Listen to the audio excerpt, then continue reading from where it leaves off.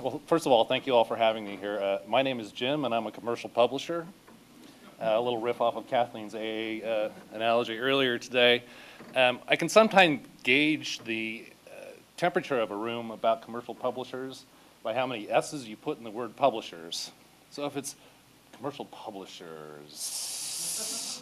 I know I'm in trouble. Commercial publishers, and I think that that's where we're at here. I think we got a room of like people who, 2 or 3 S's in publishers. So I'm pleased to be here. Talk a little bit about the commercial publishers, one commercial publisher's view of open access, and tell you a little bit about what SAGE is doing with it. So it came to my attention last night that not everyone might know what SAGE does or what SAGE is. Denise very helpfully said, what's SAGE? She's a biologist, so she wouldn't know. Raise a hand. How many people know what SAGE publication? I know about SAGE publications. Okay, good. So I don't have to go too much into it. We're a privately held company, founded about 50 years ago in New York City by a woman named Sarah Miller McCune. She's still our primary shareholder. We're based out of Thousand Oaks, California. We're primarily a publisher of social sciences. But we also publish in the humanities, and we have a growing STEM program in the journals area. So it's a quick overview of who SAGE is. That's not what we want to do.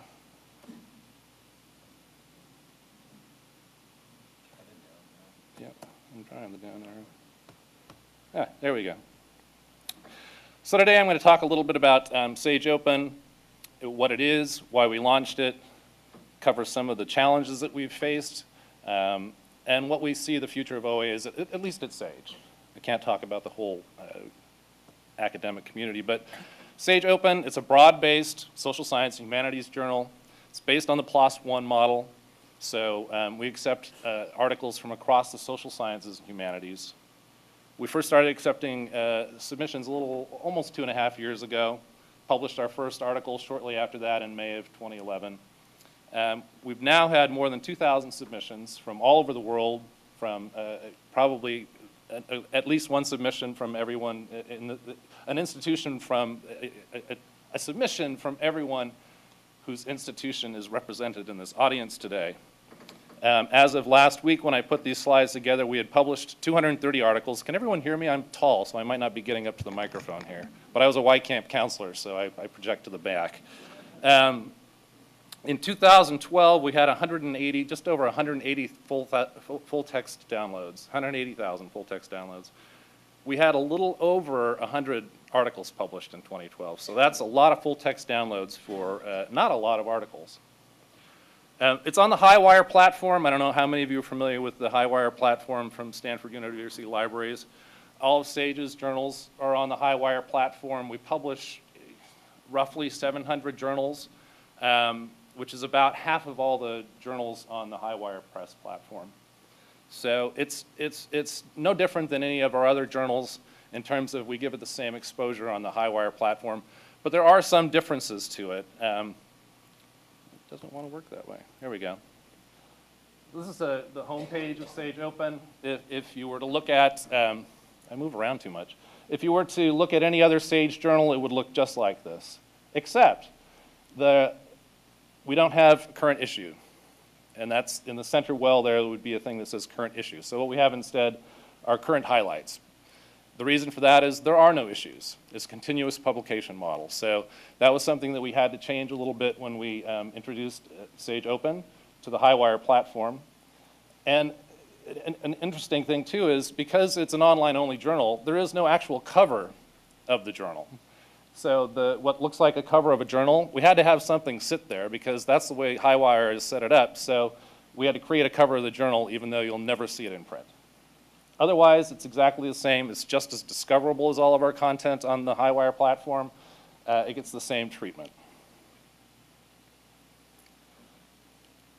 Just a screenshot of what an article looks like. Again, it's exactly the same as any other article. It has all the same functionality, but it has a little open access thing there on the side there where full text PDF is. So who's submitting to SAGE Open? Well, as you might guess, it's a broad-based journal, so we're getting submissions from all over the place. Education has been consistently our top field that has contributed about 20%, more or less. Psychology has consistently been number 2. Tied for 3rd has been sociology, management, communication, and then running up the last 4 there, political science. About 100 from humanities, which we think is pretty good. Now, we don't know why this is. We don't know if it's because SAGE publishes in education and therefore we're marketing to a lot of our current customers. So maybe that's why we've got a lot of education content coming into us, or if there's just a lot of educational research going on out there that's not finding an outlet to be published elsewhere. We don't know. We're still learning. Part of what we're doing with Sage Open is learning about open access. So the more we learn, the more we actually hope to turn back into the academy so that they can learn from it as well. So where are those 2,000 articles? I said we had about 230 published. So about 82% of the articles have been decided at some level or another. 272 have been accepted. So there is a short production lag after it's been accepted until it's actually online.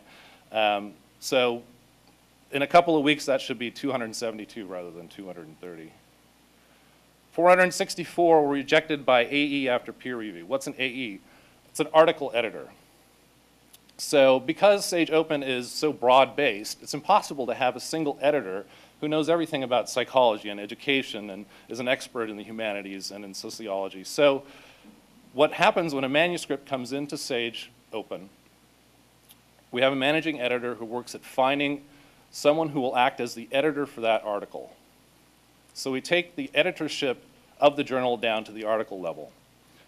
Once we find someone who agrees to act as the article editor for that, it goes out to traditional peer review. 72 of the articles have been desk rejected as simply inappropriate. The content is just, we got a poem a couple weeks ago, and we don't publish poetry. 97 have been desk rejected for language. The language was just so poorly constructed, we didn't see any way forward with the article. 737 have been given a major or minor revision decision. So those are back with the author, waiting for them to make, if they so choose, these revisions and then submit it back to the journal. 227 have been withdrawn on author request. It could be any number of reasons why they decided they didn't want to publish it anymore. We don't send them a bill.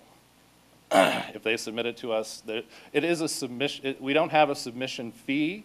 We have a manuscript acceptance fee. So unless the article is accepted, people aren't charged. So this is just a quick overview of what our acceptance rates are. If you take a look, about 20% have been accepted. About another 20% are waiting minor revision. We've rejected about 30%. So that's, as scholarly journals go, it's a pretty low rejection rate. We publish the journals of the American Educational Research Association, for example, and one of their top journals, Educational Researcher, rejects probably 92% of the articles that come into it. And there are reasons for that that constrain a typical print journal that don't constrain a journal like Sage Open. We don't have a page budget. Most traditional journals, even though they're online, there's still a print component to that. So they're limited by the number of pages that they can print in a year. We don't have narrow focus. We can, the article can be about things that fit well outside the scope of a traditional educational research journal, but can find a place here. The basis for acceptance of a journal in Sage Open is that the research is sound. We don't make a claim that it's going to, we don't make a judgment, we don't ask our reviewers to make a judgment about whether it's going to move the science forward or whether this is something that's already been published somewhere else similarly. It's just about whether the methodology behind the research is sound. So most read articles through last month is when I have the data. Managing workplace diversity, effective training and development on employee attitude as it relates to training, Black teenage pregnancy, could be a sexy topic, I guess.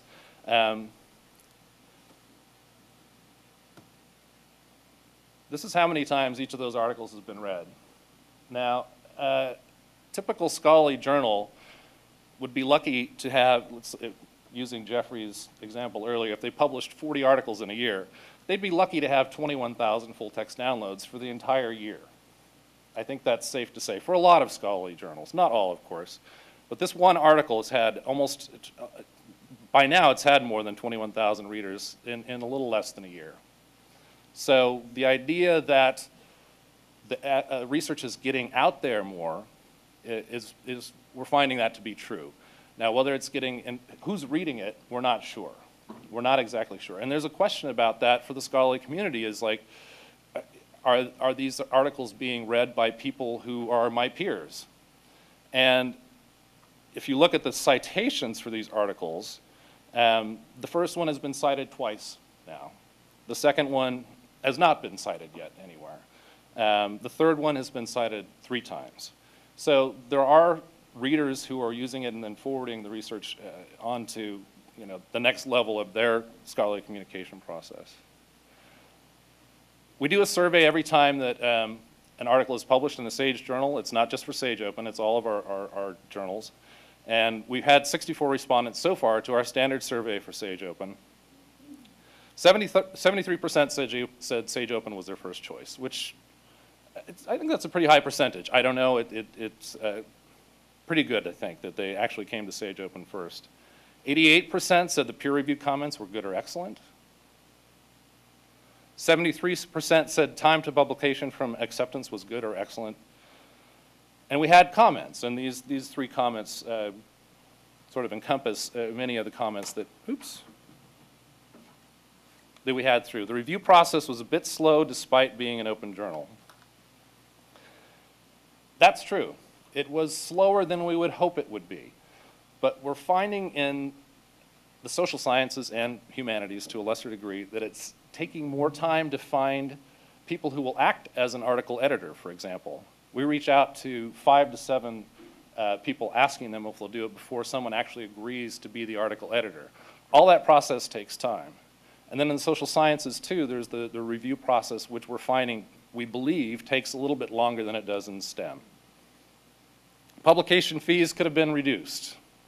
Heard that a lot. And we listen, and I'll show you in a minute what we did about that. This is my first international paper, and I'm delighted to publish with SAGE. That's a feel-good sort of comment that we got because they were delighted to be published with SAGE. So we're a reputable publisher. We're not one of these people who've made Jeffrey's list, thank goodness. We've got good lawyers too, but we won't sue you for $1 billion. We know what librarians make. So we want to be able to expand the opportunities for folks who are publishing good research around the world to be published in a recognized or at least a reputable journal. And this particular author seemed to be delighted to be able to have that opportunity. So why did we launch SAGE Open? We think open access is definitely going to be part of the scholarly communication process going forward. I don't think that there's any ifs, ands, or buts about it. And SAGE is about helping foster scholarly communication.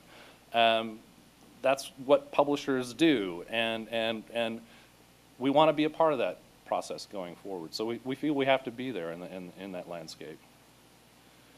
We decided to go with SAGE Open in the humanities and social sciences because of our strength and our reputation in social science. So we think that that has helped us, attract papers and attract reviewers and legitimize it for a lot of social scientists that someone from Mauritius, for example, would not be able to do. Because we think that there's true value in open access. We're first in the water, at least in the humanities and social sciences, at least amongst the big publishers, at least with something like this. So we want to get out there and be a front runner in this field. And it's part of our mission to serve social science. The social sciences have been under attack at the federal level, all over the place.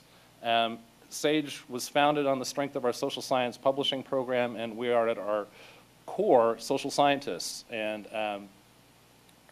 we see this as part of our mission, which includes, besides publishing journals and books, we've funded the SAGE Center for the Study of the Mind at UCSB.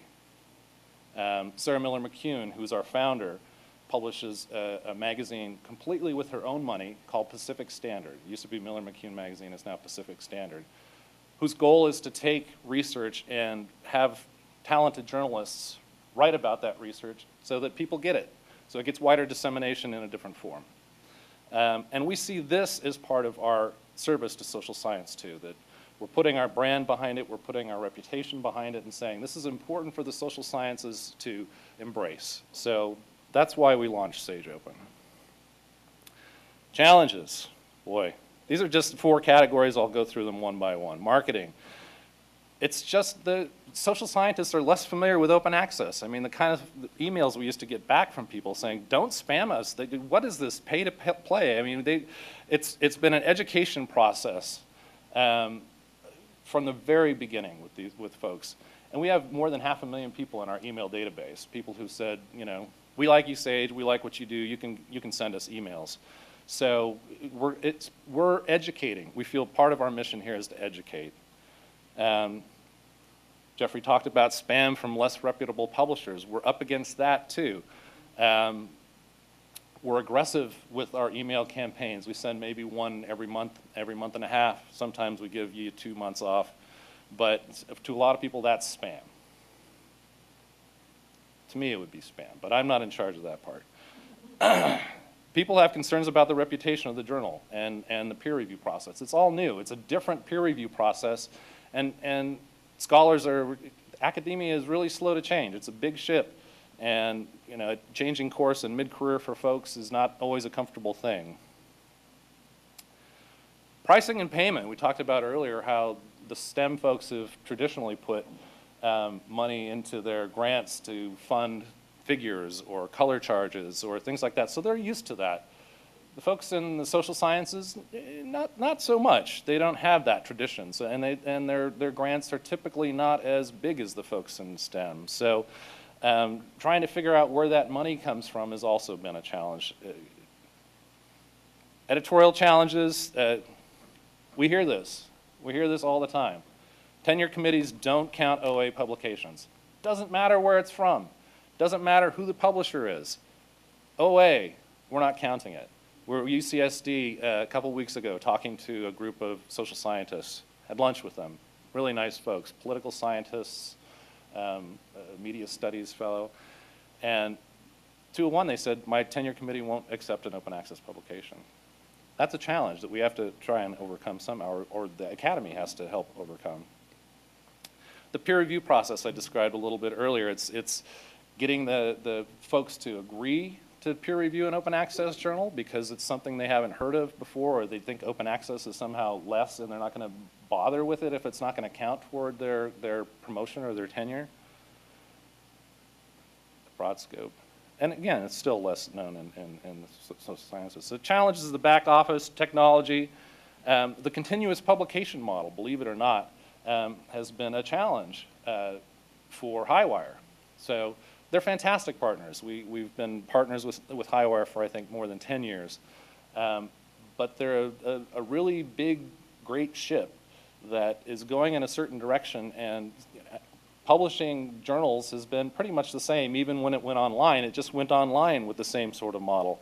So to get that ship to turn, it doesn't happen on a dime. So some of these folks who are like building these technology platforms from the ground up have a real advantage over what we have. So we're very lucky to have the Highwire platform, but it also limits some of what we can do that our competitors are doing. Systems. In the journals business, I first started at Sage in 1994, so I was a very, very young man then. We had every year a great period of anticipation leading up to the end of the calendar year when the tapes were coming in. So we'd get these big spools of tapes, they were computer-read tapes, from EBSCO and Sweats, and on those tapes would be renewals from all of our subscribers. And we would put those tapes in the little spools and very anxiously wait to see the results of how many people had renewed from the previous year or how many new customers we had this year. And that all happened automatically and right behind the scenes. With open access, it's backwards. I bet I won't be able to go backwards. Nope. Oh, there we go. But open access is about the article. We're taking the transaction right down to the article level. So there's no economy of scale on a transaction like that. Each person has to pay individually through PayPal. So every single article has to be paid for that way. There's no automation to it. So we're trying to get systems in place that integrate with our current systems that can make it all work. It's working, but we've got room for improvement. So this is a chart about the different submissions by month, and I'll tell you as we go here talking about pricing what all that represents. Initially, we thought, okay, social scientists don't have the kind of access to funds that the STEM people have. Let's lower the price. Let's make it about half of what it would cost to publish in PLOS One, which I think is $13.50 still. So we said, okay, our list price is going to be $6.95. But we thought, okay, since they're brand new to this, the first year, let's make it $195. We figure, okay, someone can pull it out of their, their credit card out of their wallet and pay for the thing. First month, January, the blue line, that's the first month that we started accepting submissions. Had 170 or so articles come in. You can see that first year was doing really well. A lull in the summer for the blue lines, and then started going up again in November. It got a little higher. In December of the blue line, 2011, we announced that we were raising our price to $3.95. So we thought that's twice what it was before. We'll see what happens. It's still a lot less than what they pay in STM. That's when we got the spike. We told people, submit your article by the end of December 31st, 2011, and we had a lot of people who wanted to take advantage of that. So that told us a number of things. One, that social scientists are price sensitive. They are surely price sensitive. So we decided then in 2012, we stuck with the $3.95 price, and you can see the red line. It wasn't nearly as impressive as the blue line. In fact, we had about half as many submissions. We had almost 1,000 submissions in 2011. Had less than half that many at the $3.95 price. So someone decided, okay, we're not making any money on this anyway. Let's really, make it accessible to social scientists and say the price is $99. Well, that's been a successful strategy for us so far. People have responded to it. We announced it in January. January, February, March, and April. We've already had more submissions than we had in all of 2012. So is that sustainable as a business model? Absolutely not. We're not claiming that it is. We don't think it is. That doesn't even pay my exorbitant salary to come and talk to folks like you. But we think it's a way of getting social scientists accustomed to the idea of paying something for open access publishing. The future of OA at SAGE, we started with the one journal, the SAGE Open for the HSS. We've now launched 3 other journals, SAGE Open Medicine, SAGE Open Medical Case Reports, SAGE Open Engineering. They're just getting up and going, so I don't really have much to talk to you about other than they're up and going and accepting submissions. We're hoping good things for them as well. Our strengths aren't in those fields, but we think that we have enough of a presence with our journal publishing program to make them work, and we're willing to experiment. We're partnering with societies and with editors in ways that we couldn't possibly do before. The Orthopedic Journal of Sports Medicine, they published the American Journal of Sports Medicine, which was one of the top-ranked journals in the field. They publish it with us. We recently launched their open access journal, the Orthopedic Journal of Sports Medicine. Acta Radiologica Short Reports is an open access journal with the Royal Society of Medicine. We recently acquired their journals. We're launching a journal called the Journal of Inborn Errors of Metabolism and Screening. Now, if that wasn't an open access journal, there's no way that SAGE could do that. But because the editor is well known in the field, he's put together a terrific editorial board. Folks in the biology and medical sciences are accustomed to paying these fees. We think that it's got a good chance, and we're willing to experiment with that. And that's all I have. Thank you all very much.